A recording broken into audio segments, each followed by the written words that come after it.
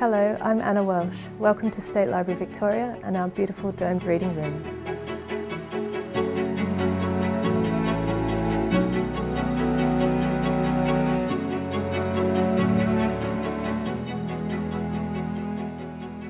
This library was founded by Redmond Barry, modelled on the South Kensington Museum, which is today the V&A, with a very strong ethos around being a resource for working people. And we're standing here in the original reading room, known as the Queen's Hall, named for Queen Victoria, which has recently reopened to the public after a period of restoration.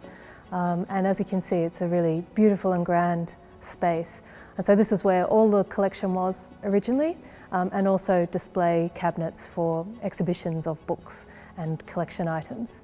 Redmond Barry was a key figure in the founding of this library and also in the founding of the gallery, which is today the National Gallery of Victoria and the University of Melbourne.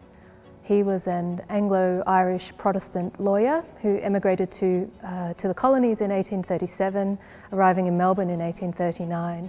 And he had a real, civic vision for this library and all the other institutions in which he was involved. And the library he saw as, to borrow his beautiful phrase, a great emporium of learning. So a place that was open to all, founded on the values of being free, secular and democratic, and a place where everybody, but particularly working people, could come to learn and improve their lives. So the collection was almost all on open access shelves, and absolutely anybody could come in as long as they were over the age of 14. He wasn't a big fan of children, and that they had clean hands, which is still something we prefer in our visitors today. The hands part, not so much the children. Children are very welcome here today.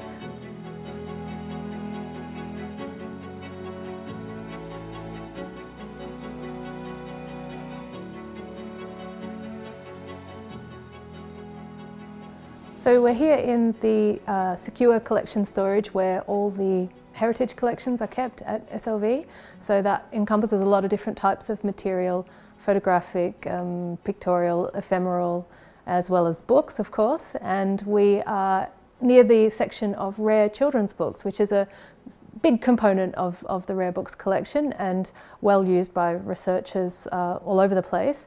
And one of the highlights of the children's collection is the Ken Pound collections. Ken is a collector who's still active, but in 1994 the library acquired 25,000 volumes, which was the extent of his collection at that time. He had emigrated to Australia from the UK as a child, immediately sort of in the aftermath of World War II, and grew up in social care settings here, and as an adult developed a passion for collecting books for children, material for children published in Australia. So it's a really extraordinary collection, and we're just going to go and have a look at it on the shelves. What's really remarkable about Ken's collection is that he was interested in not only in published books, but in anything that was published for children's readership. So also ephemera, any kind of advertising that was aimed at children. And he really tried to be as comprehensive as he could in collecting everything that was created for children in Australia, from the beginning of the publishing industry here through to his own time. And within the published volumes, what's remarkable is that you can run your eye along the shelf and see many examples of the same title. And what will distinguish them is sometimes obvious from the shelf, that they're different bindings. But in other cases, you can't tell what the variant is until you open the book. They look identical on the outside, but it might be something as small as that one title page has a punctuation mark that's absent from another. And Ken's comprehensive collecting instinct meant that he acquired every different variant of every impression of every edition of every book he could trace that was published for children in Australia. So a really vital resource, and one that's used by many researchers in this field of book history and bibliography. So This is the John Emerson collection, which came to the library in 2015 as a bequest and was the most significant gift of rare books that the library has received in its 165-year history. John passed away in 2014. He'd been born in Melbourne in 1938, and he was originally trained as a nuclear physicist, and he undertook that study at Oxford University in the UK, and it was while he was there studying in England that he began his interest in collecting material relating to the English Civil War. And over the next 40 years of his life, he collected steadily in his area of interest, and the collection as a whole is one of the most significant of this type of material outside the collections of the Bodleian and the British Library. So political pamphlets were in fact the first thing he began to collect. That was his entry point into collecting, was these affordable political pamphlets. He also has a great collection of early news sheets, the Mercurius Civicus and other early news sheets from that period. He had an interest in fine bindings to an extent, and we'll look at a couple of special ones a bit later.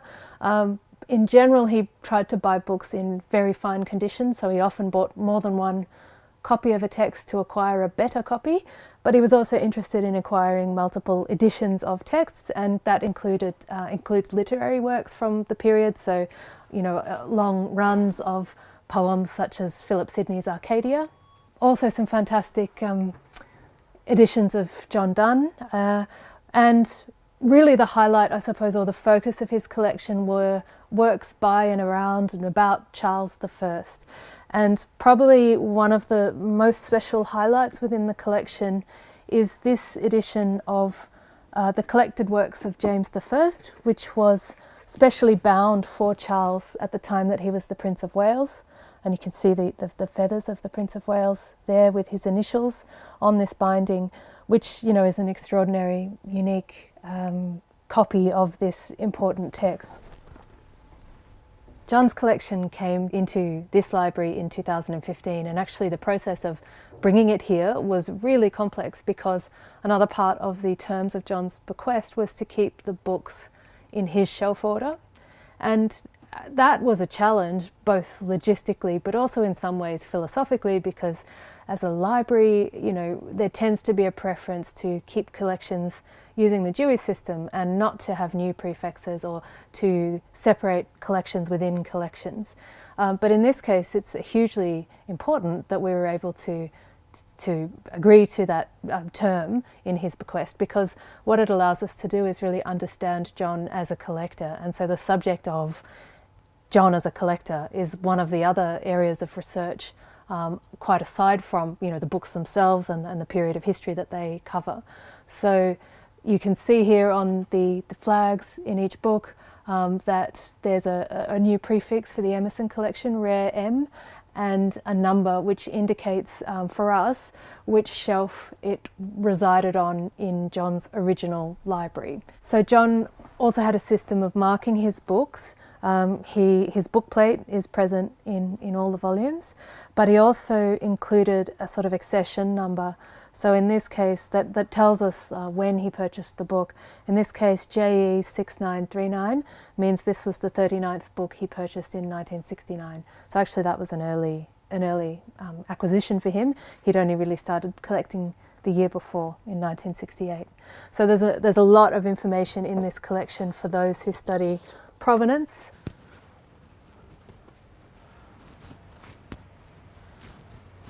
Okay, so here we have the Wallace Cursop collection, which I will just open up now. So we're here with the Wallace Cursop collection, which sits right next to the John Emerson collection, which is quite lovely as they knew each other well when John was alive. Wallace, thankfully, is still very much with us. Professor Wallace Cursop is the preeminent historian of the book in Australia. His specialist subject is in French literature, culture and language, and also in the history of the book trade in Australia. He is no doubt well known to many of you.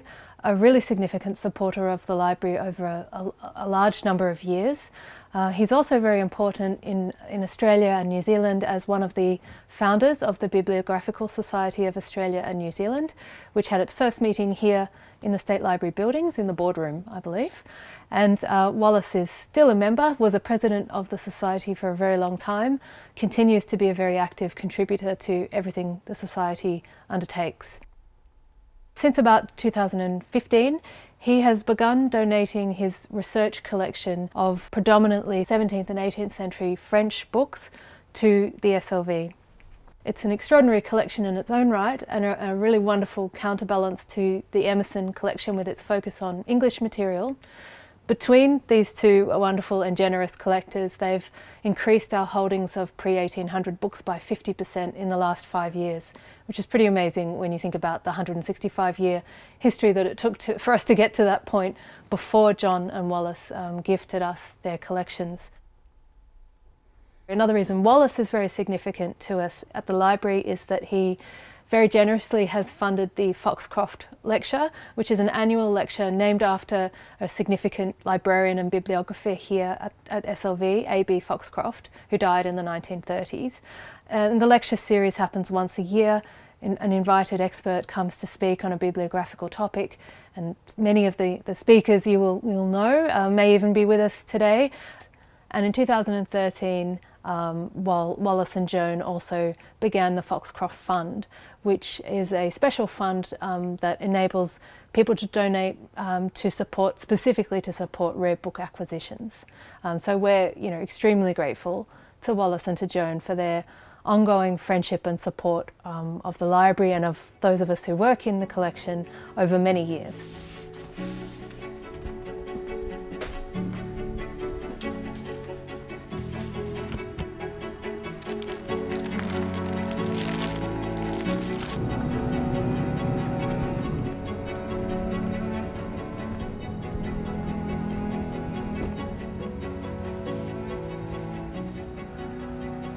SLV has the largest public collection of medieval manuscripts in Australia. Still, of course, not large by international standards, not by European standards. We have 24 complete volumes and a large number of fragments, the majority of which were purchased between the 20s and the 40s, some or quite a few using Felton bequest money, and many of them acquired as part of the sales of the collection of Thomas Phillips. This volume that I chose today as a highlight is the oldest book in our collection, and we think the oldest book in Australia.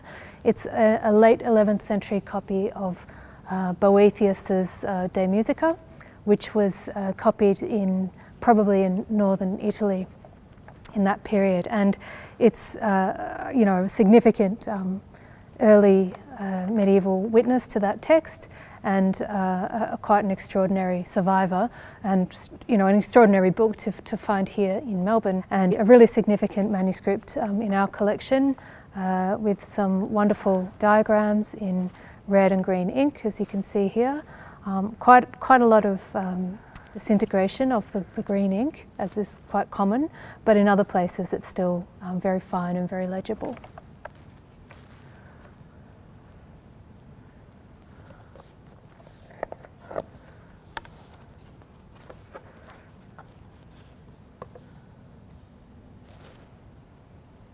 So the Boethius is the oldest book in our collection and perhaps in Australia.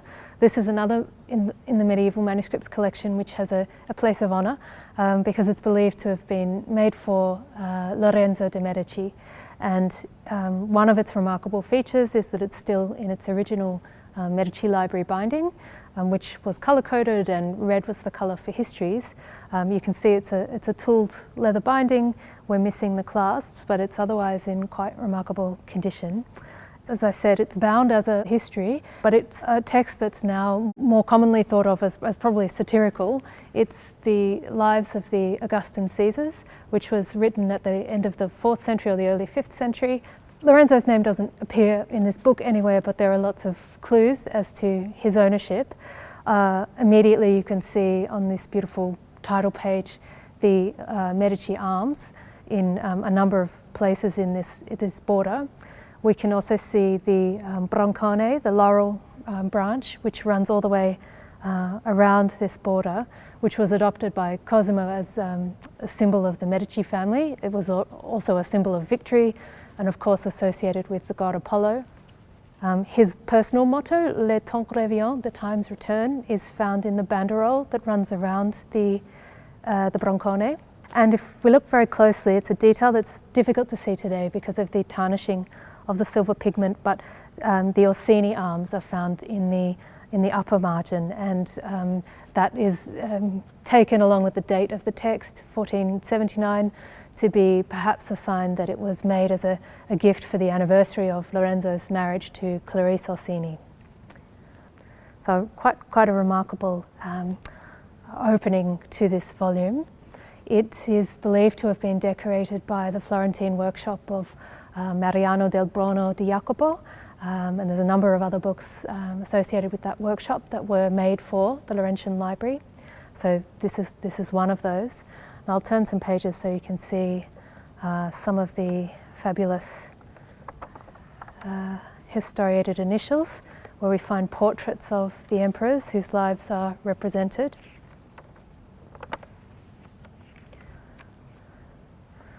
There's one. It's in really fine condition as a volume. There are a number of the historiated initials which are particularly interesting because they depict a coin, the emperor's head on a coin, perhaps a coin that actually was in Lorenzo's collection.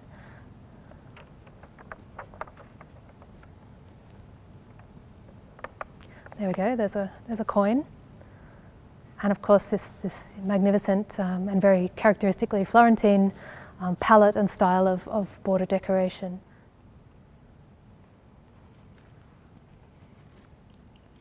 So these are some examples of the sorts of books that Wallace Cursop collects and which he is donating to us in an ongoing way, just showing some of his interests as a bibliographer and book historian. He is interested in large paper editions, so this is a great example of one of those. He is always interested in the materiality of the book and what that tells us about book structures, how things are made. So from that perspective, he's really interested in sort of broken down books where you can see traces of materials, spine linings, this sort of thing within the volumes. Majority of his books are 18th century, 17th, 18th, 19th century, but he does have some earlier material. This is a 16th century vellum binding, and it's missing its alum-tored ties, but a great example of a spine label as well, on a binding that's probably contemporaneous with the text.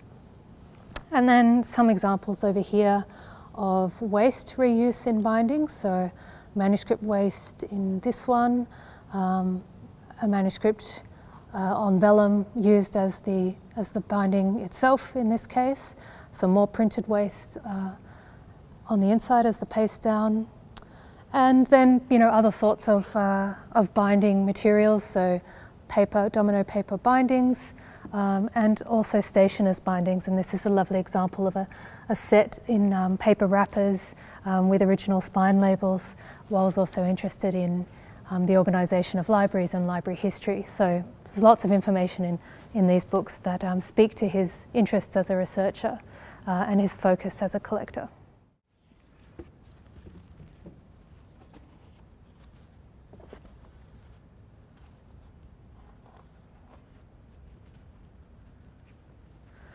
So today on the table we have two examples of embroidered bindings from the John Emerson collection, and one is one that John collected himself, and the other is one that we've recently added to the collection using the funds that John left for that purpose.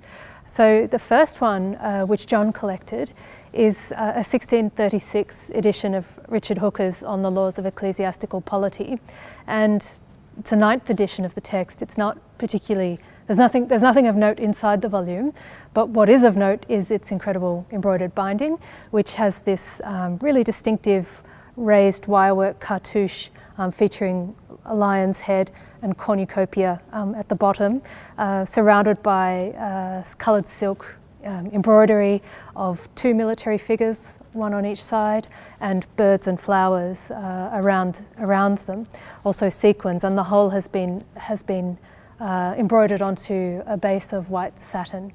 It's very beautiful, but what's of interest in particular is that this binding has been matched with another that's in the British Library's collection, which is known to have been owned by Henrietta Maria, Charles I's queen.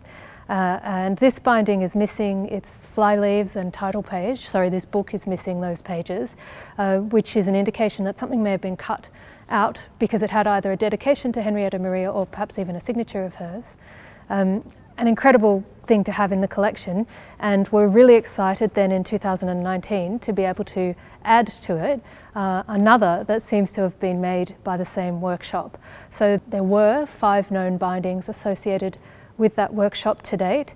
The one that was already in John Emerson's collection, and then there were others in the Bodleian Libraries, the British Library and the Met.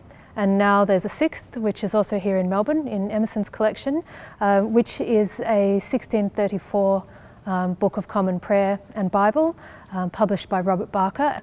And this binding is also white satin with coloured silk threads and that distinctive cartouche of raised wirework, which in this case has had a little polish, which the other hasn't. So you can see it's a little shinier at present, but those distinctive lion heads really stand out. This binding has, rather than the military figures, has the figure of prosperity on the front and peace on the back. So we're really excited to add this embroidered binding to the others, and particularly to this one in John's collection. They're both part actually of a research project that has just commenced last year, which is funded by the Australian Research Council, and it's called a linkage grant, and it's a collaborative project between the SLV and researchers at the Australian National University, University of Newcastle, La Trobe University and University of Victoria, Wellington in New Zealand. My part in that project is to focus on researching the embroidered bindings in the collection. Overall, the project's going to have a number of sort of traditional research outputs in publications and seminars, but another exciting aspect to it is that in 2023 we'll be launching SLV's first Born Digital exhibition, which will focus on the Emerson collection, and we'll be exploring and using an innovative methodology to bring books to life in the digital sphere in a new way. So keep an eye on that one. We'll also be talking about that at the next Sharp conference in July. So the last thing I wanted to show you from our rare books collection is an example of the artists' books. The collection includes examples from all over the world and from different time periods, but I thought I'd focus on an Australian artist today. This is the work of Angela Cavalieri, and it's called La Città Continua, and it was published in 2009. It's a concertina book that folds out to more than 2 meters when it's fully extended. So it's a hand-printed lino cut with acrylic and pen and ink.